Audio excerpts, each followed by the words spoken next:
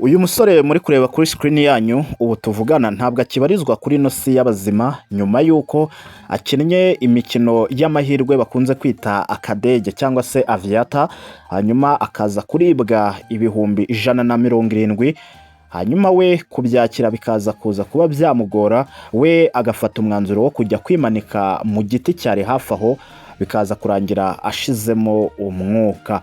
Yari afite amafaranga ageze nko ku 200,000. Arangije aje hano Nyacyonga ngo yari afite 30.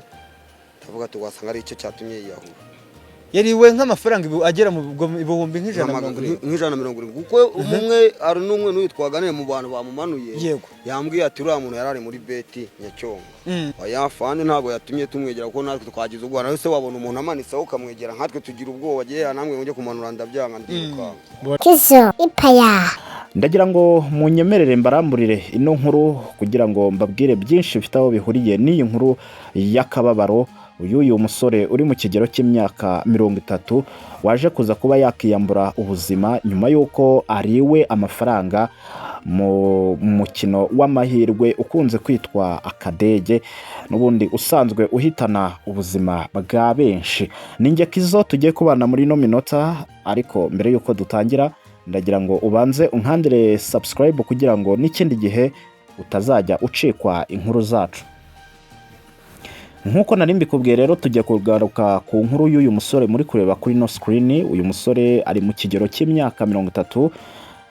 Umwirondoro we wari utaramenyekana cyangwa se amazina ye ntabwo aramenyekana, ariko n'ubundi aho yaje kuza kuba yasangwa cyangwa se aho yimanitse hatandukanye naho yabaga, kubera ko abaturage bo muri ako gace aho bamubonye yimanitse mu giti ngo ntabwo bari basanzwe bamuzi, gusa ariko bigeze kumubona ari gukina aka kadege cyangwa se iyi mikino y'amahirwe.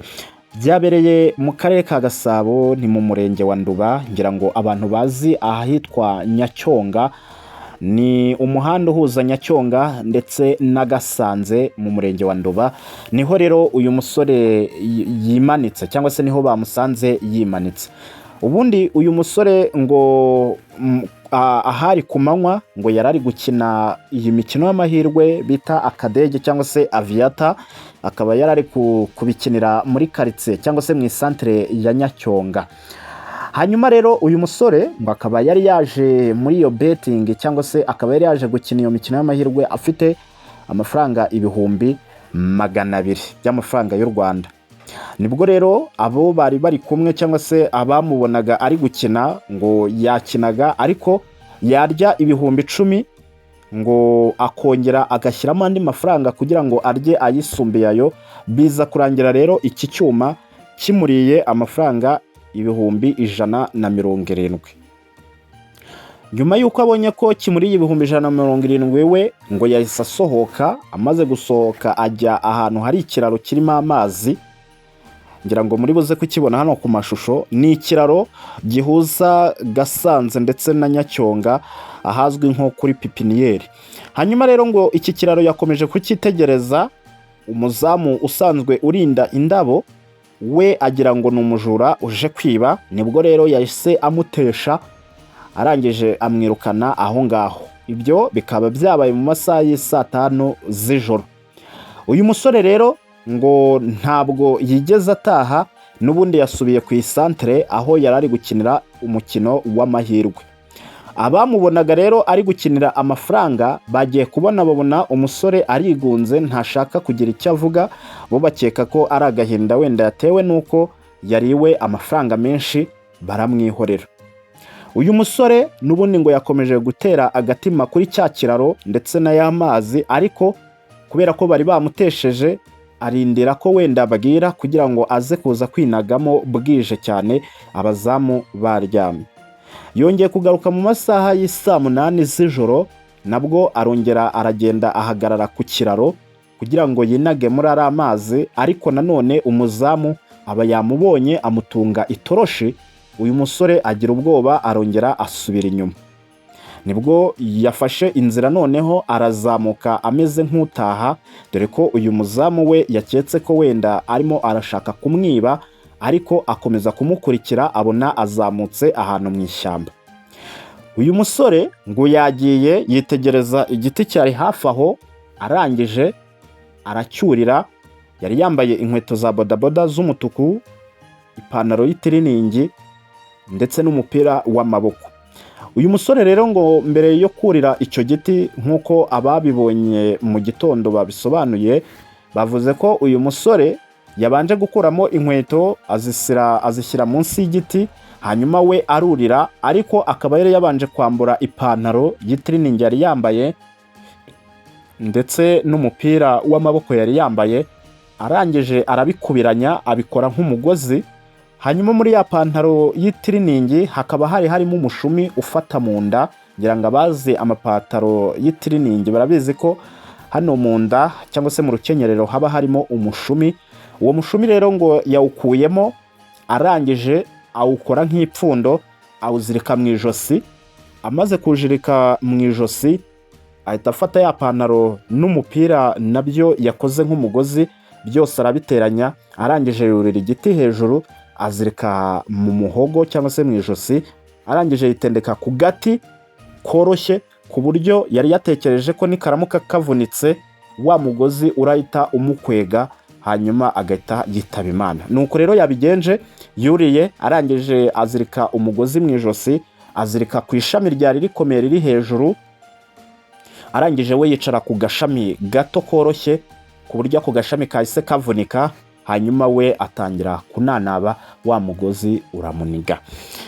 Abaturage babibonye rero bakaba babibonye mu masaha ya mu gitondo, ubwo bari bagiye kurema isoko. Nibwo rero babonye umuntu amanitse mu giti, bagerageza gutabaza, ariko mu gutabara rero haje n'ubundi abari bamubonye ari gukina uwo mukino w'amahirwe, bakavuga ko ari byo byamuteye n'ubundi ihungabana rikabije, akaba ariyo mpamvu yiyambuye ubuzima. Icyo cyuma rero kikaba cyamuriye ibihumbi 170, kubera ko mu mufuka w'ipataro bahasanzemo ibihumbi 30, ariko akaba nta byangombwa yari afite, cyangwa se nta mwirondoro we yari afite. Ngahe nguko rero uyu musore akaba ari mu kigero cy'imyaka 30, ariko hakaba habuze n'umwe wo mu muryango we uza cyangwa se wamenyekanye. Nibwo rero polisi yahise imujyana mu buruhukiro kugira ngo bajye gukora isuzuma, barebe nimba koko nta bamwishe bakaza kuhamumanika, cyangwa se nimba koko ari we wahimanitse gusa. Ariko abari aho bavuga ko ari we wimanitse, nyuma y'uko bamubujije kwinaga mu kiraro cyangwa se mu mazi, we agahitamo kujya kurira igiti kugira ngo abe ariho yiyamburira ubuzima. Ngira ngo rero nuko byagenze.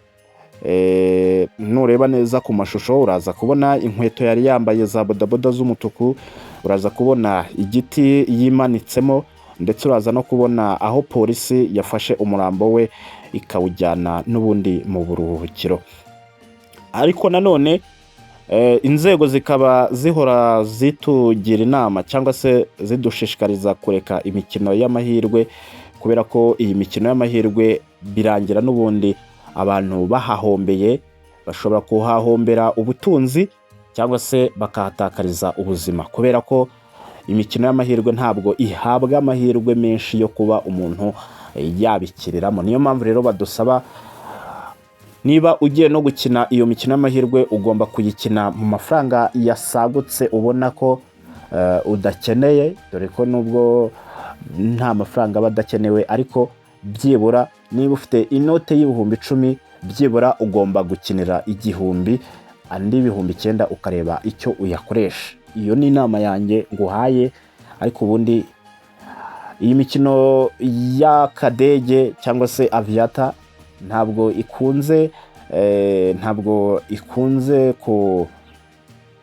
bikunze kurangira neza, kubera ko abantu benshi biyambura ubuzima bari gukina imikino y'amahirwe, usanga ari ibi by'akadege biba byabariye. Reka njyewe rero mpinire hano, hanyuma tuze kongera guhurira n'ubundi mu yindi nkuru ikurikira.